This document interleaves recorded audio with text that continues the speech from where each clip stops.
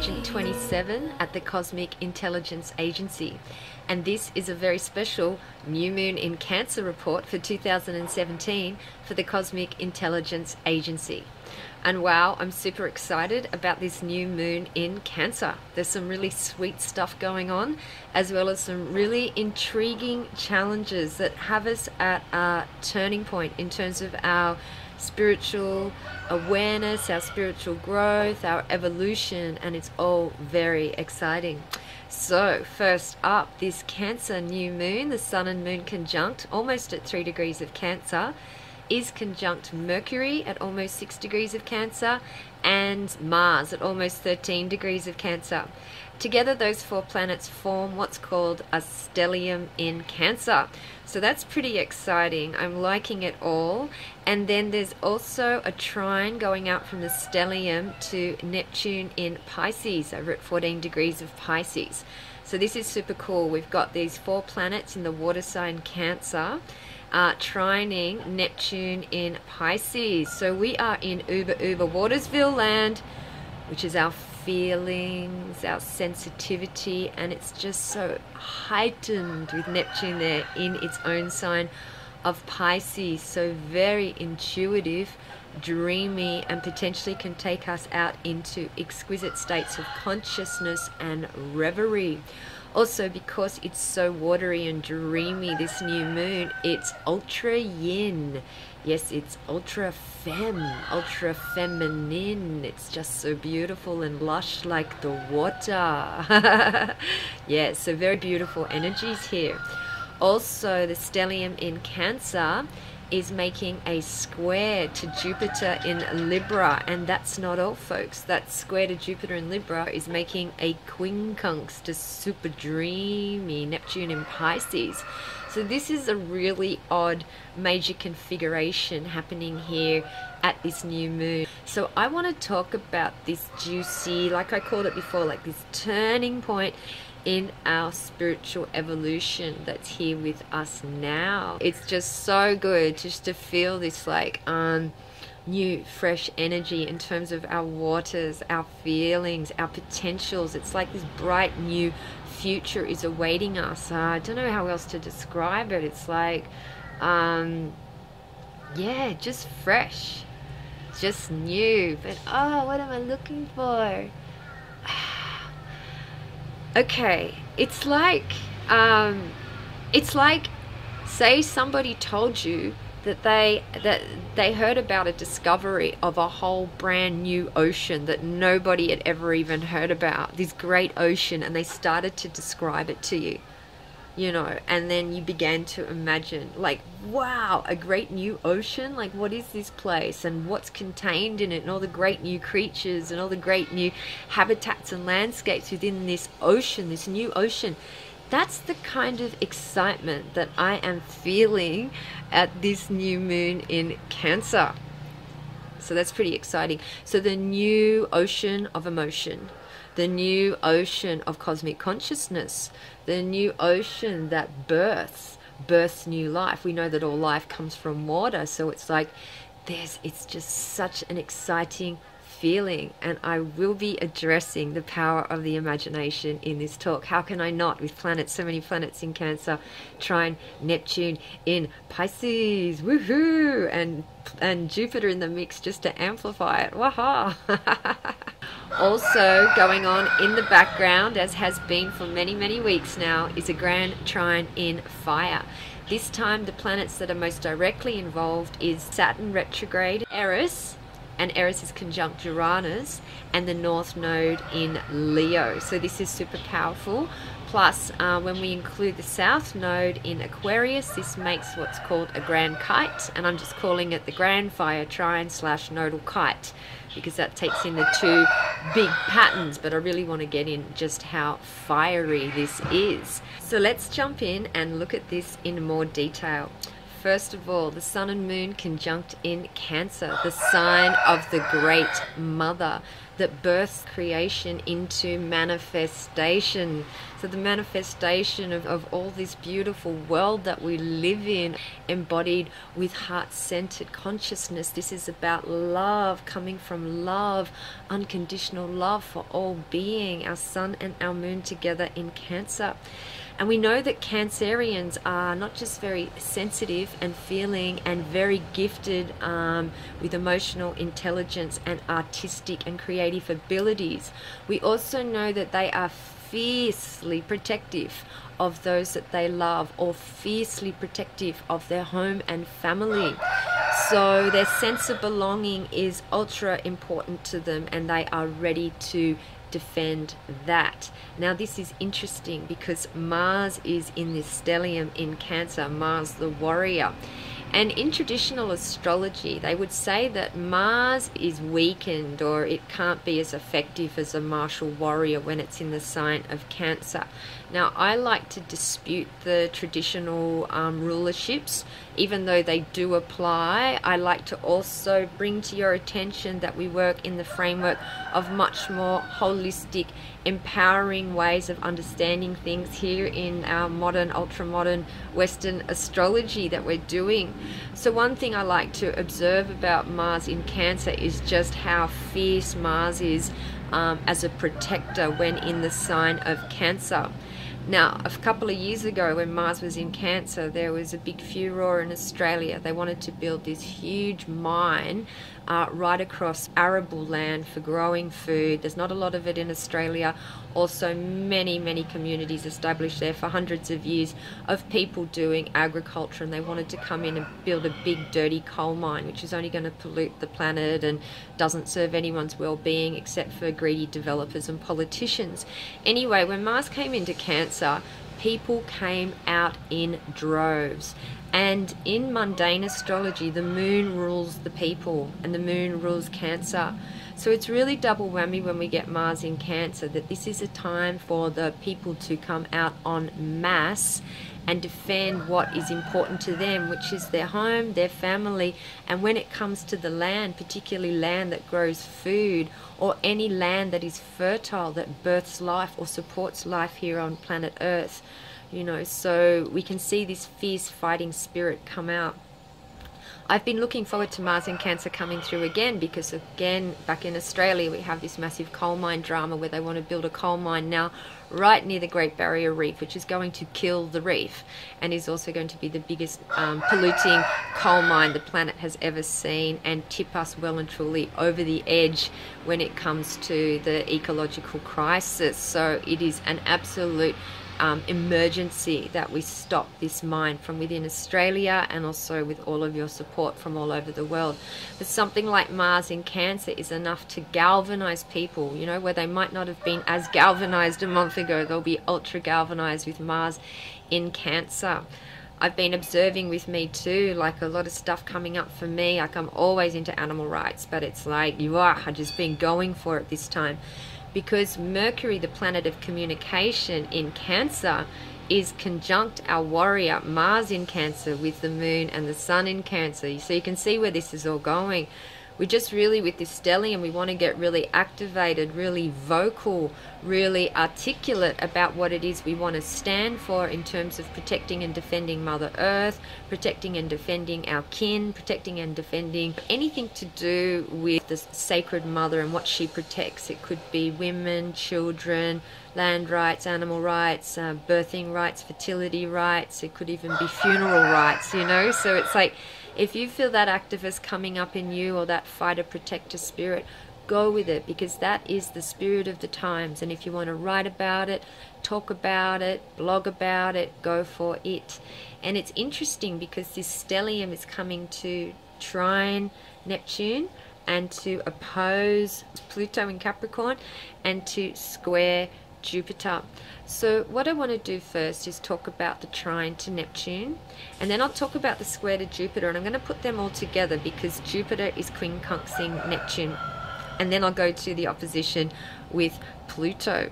So first of all, Neptune in Pisces. Neptune is rules Pisces, so it's in a very favorable place in Pisces. But as you've probably heard me mention over many astrology readings like this, everything's spinning on a dime with Neptune all the time. You know, we can always be getting the positive aspect that turns into the negative, that turns into the positive, that turns into the negative. So there's no really just categorizing and going, it's that.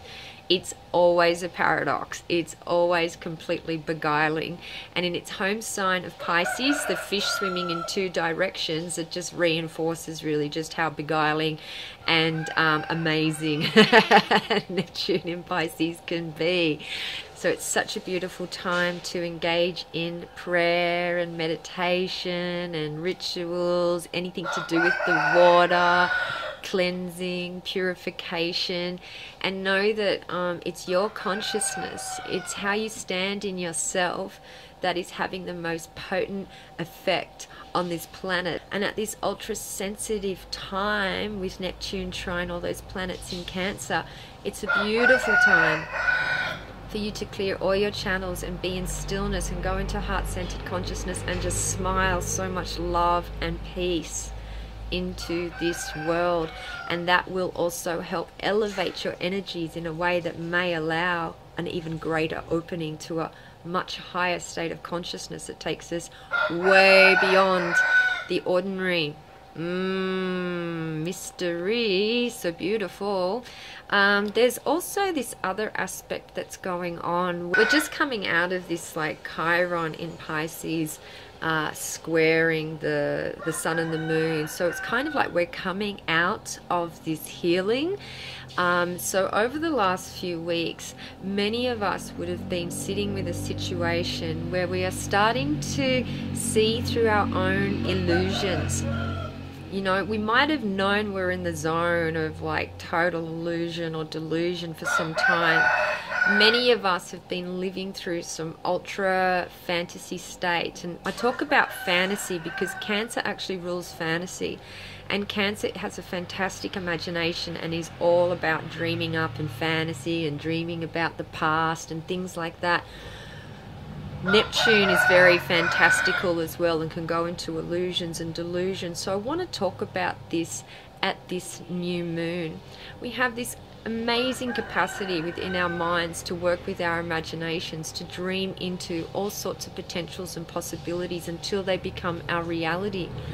We have all sorts of capacities to work with our imagination to create great works of art of such aesthetic beauty that reveal to us truths beyond truths, beyond truths, beyond the logical mind, that can be so inspiring for all of us here in our journey in this body and through this manifestation and this human being.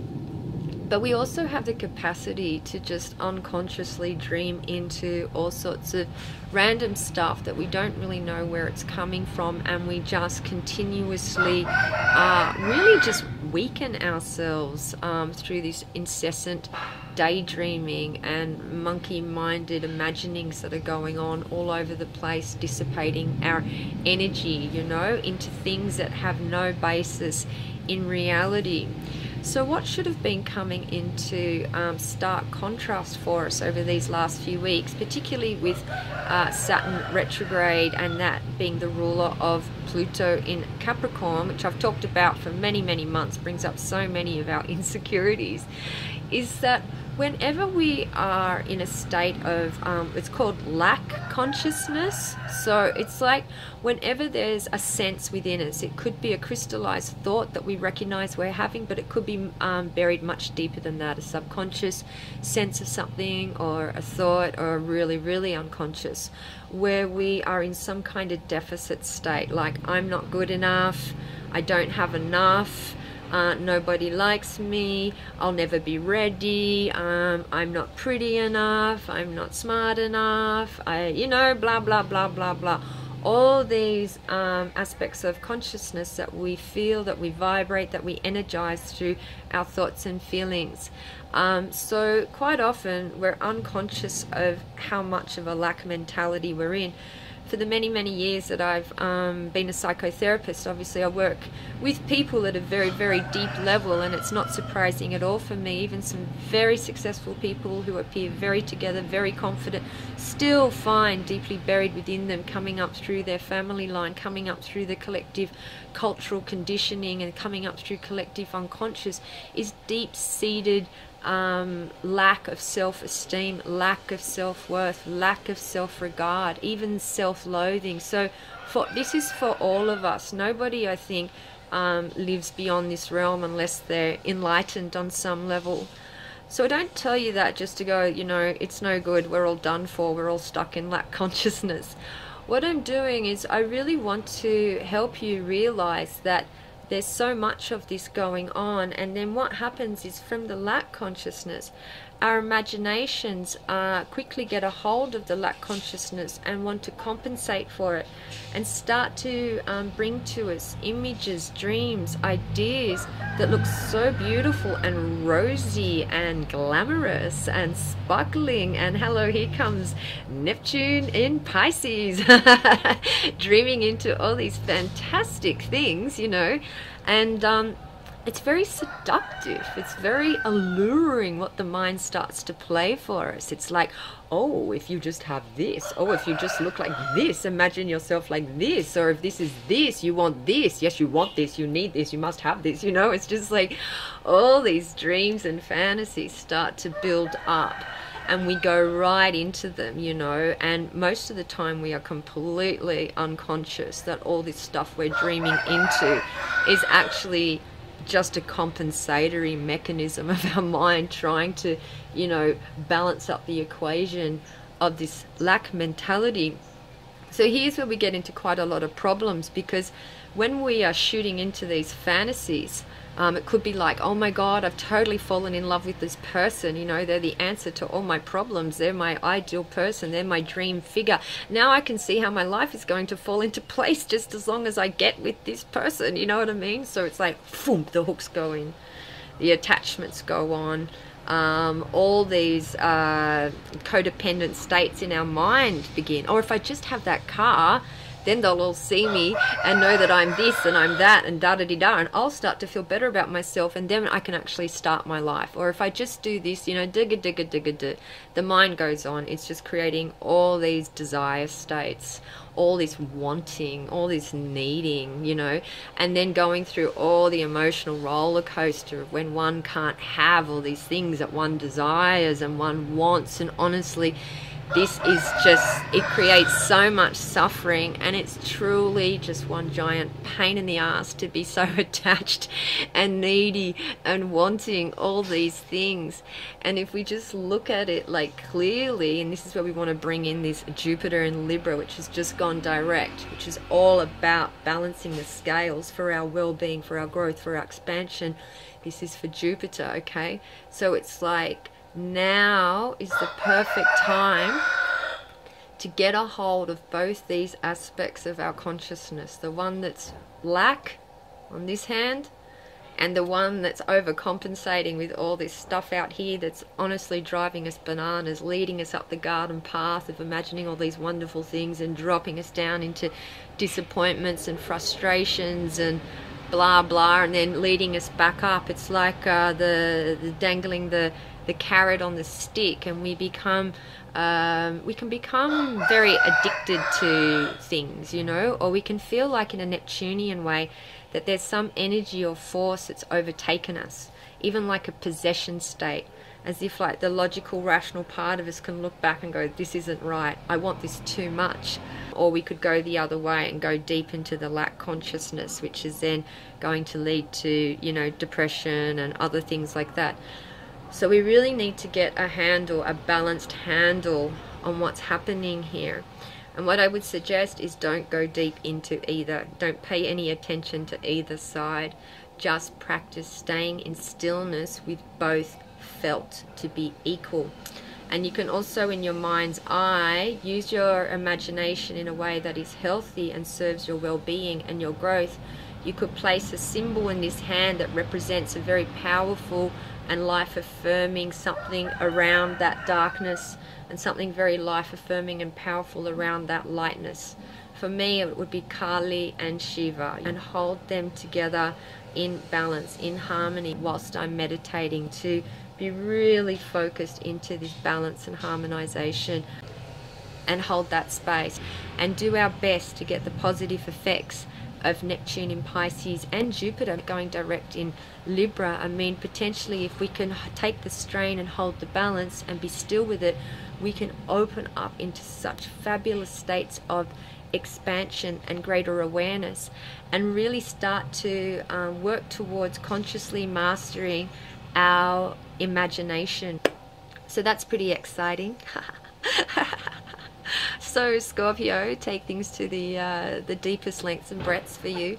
And then also this stellium in Cancer is opposite, or is going to be coming opposite to Pluto in Capricorn. So this ties in a lot of that theme that I've been talking about, where we look head on into our shadow, into the dark side, which is where our insecurities lie, where we feel so attached to things that we're just too scared to let go of. So it's important for us to be able to see this at this new moon, where we start to see things newly and differently, and really feel into things. It's like start to feel into the endings, start to feel into being able to cut the cords, cut the ties. Now this is always a tricky one for Cancer, has the hardest time letting go, but is so important. If you are a Cancer sun or have a Cancer moon, know that it is ultra important that in your life path that you are here to do exactly that. And that is to learn how to release, how to let go. This is what you're here to master. And so with Cancer, amongst other things, with Cancer opposite Pluto in Capricorn, we are looking at what's weighing us down, what's holding us to the ground.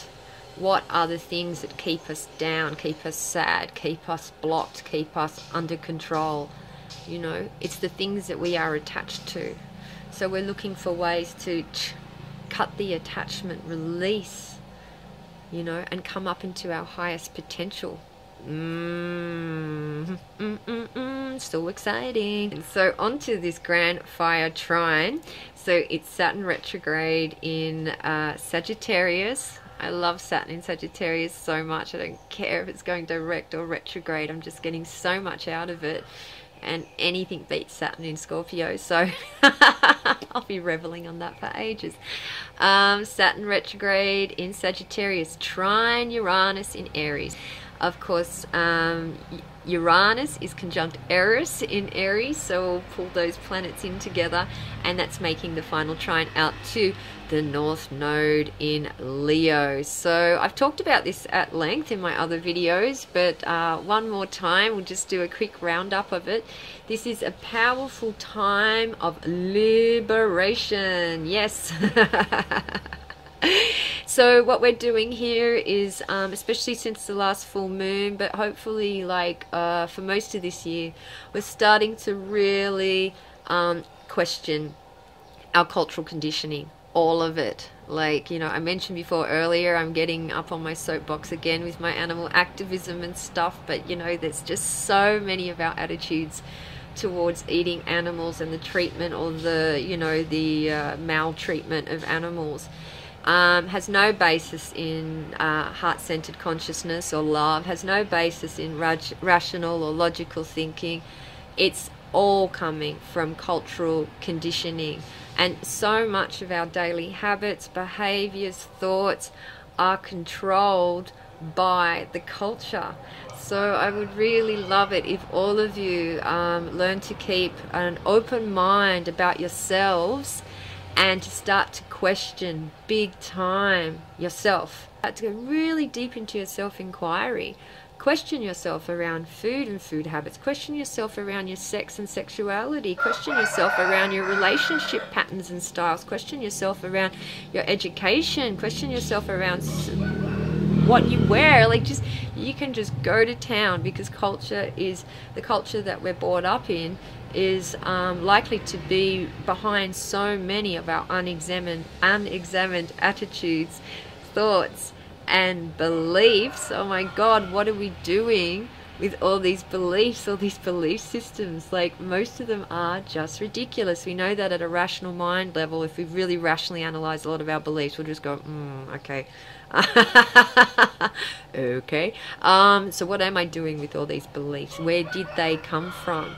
What would it look like to not be so framed up inside belief systems? What if I could just put beliefs out there and appreciate them and enjoy them and play with them and be detached from them, but not pull them in and let them, you know, unconsciously wield so much power in my life, you know? So yes.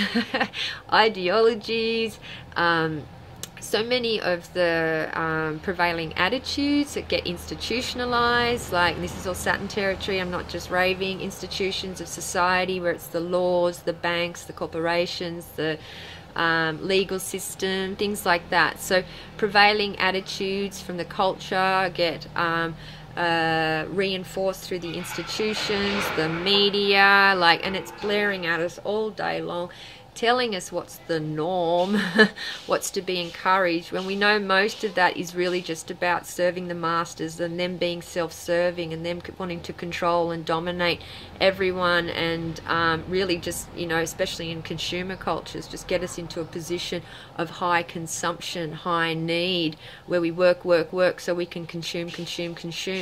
We can look at our whole life pattern and break it down and go, what the hell am I consuming? Why am I putting so much stuff in the rubbish or in the garbage bin, or taking to the secondhand store or the secondhand clothes store? Why would I bother working so much just so I can pay for all this rubbish? You know, so it's like really start to break down and analyze this stuff. Not just for an interesting activity, not just because I feel like doing a Virgoan style of audit, because it's absolutely essential for you, for your own inner being, because we want to get back to your truth. We want to strip away all the garbage and just get down to your core truth, because we need you there. We need you living from your heart, from your power, from your beauty, fully aligned at the level of your truth and who you are. And also we need to get rid of so many behaviors and patterns that are collectively, you know, steamrolling us towards an ecological crisis, and that have us caught up in systems where the most unintelligent, uninitiated, immature, ignorant, superficial, like immoral, unethical types are at the top and in control. We really need to change the dominant paradigm, but the way to do that is to do it through ourselves, and then help and support others and share others with your insights, your ways that you can change your life around, so that you feel so much more fulfilled within yourself, because you're coming from truth and love now and living that life, which is a much better life, because you'll be happy, and that's what everyone wants to be anyway. But it's also what we need to be. We need to be in our joy, so that we can do our best work here on the planet. So yes, coming back, and this Eris here, this trine, you know, she's the one that overtips the apple cart, and conjunct Uranus. Uranus brings in sudden changes and smashes the status quo. So this is for all of us at a personal level, but hopefully this has ripple effects right across the collective as well. We really want to instigate changes, or be ready to flow with the changes when they happen.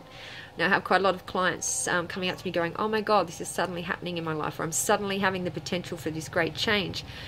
So I help them realize that, well, it's not as sudden as you think. You've probably been harboring ideas and fantasies and things like that around having a change like this for quite some time, and of course they have. And say, so here it is, boom, it's finally arrived. Your deepest desires have come into manifestation, and it's happening fast, and the universe is moving at ultralight speed to support you make significant changes in your life that are going to completely overturn the old order. But face it, it's what you want, right? So swift change is the order of the day here with this stuff. And we're not just going, oh, change, change, change. We're really going into this Saturn retrograde in Sagittarius and starting to feel like what's the most valuable thing to me in my life right now is not necessarily how much money I make off this change, or I'm going to make through the change, or how big my house is, or how bright my car is. It's really coming down to people questioning themselves at a much deeper level and searching for meaning in their life, truth in their life, a real sense of alignment and connection with their spirit within and source consciousness. So that's all going on. And of course the North Node in Leo looking to play new roles, vital roles, that really we are in a place where we are ready to shine. And the way it affects the South Node in Aquarius is that this is the revolution. People taking control back for themselves in their lives and centering themselves at the level of the source consciousness within, and people becoming their own leaders and charting their own course, so taking back their independence and their freedom. So it's ultimately very liberating. And with that Venus in Taurus trine Pluto in Capricorn, like I said, shake your money maker. If you're up for some big changes right now, I'd say that, like, if they're happening over the next 2 weeks, fortunes are looking pretty good for things to be very favorable in terms of the material plane, and to set new foundations, new groundwork for financial, material prosperity, and ultimately abundance, which is a much grander way of imagining wealth. You know, it's just the abundance, the fertility, the creativity, the amount of vitality and happiness and generosity flowing through your system. You know, I hit the jackpot.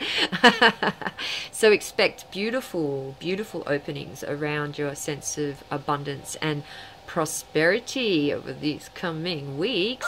Okay, so I've talked quite a bit, and yeah, I love doing this. I really love talking to you.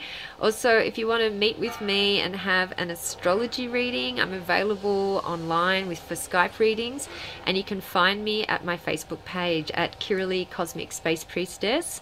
I also have my own YouTube page of the same name, Kirilly Cosmic Space Priestess. And if you can't find me through those channels, you're welcome to email me, and that's kirilly@healingwithimagination.com.au. So until next time, I'll bring the full moon report on my YouTube channel. Ciao for now.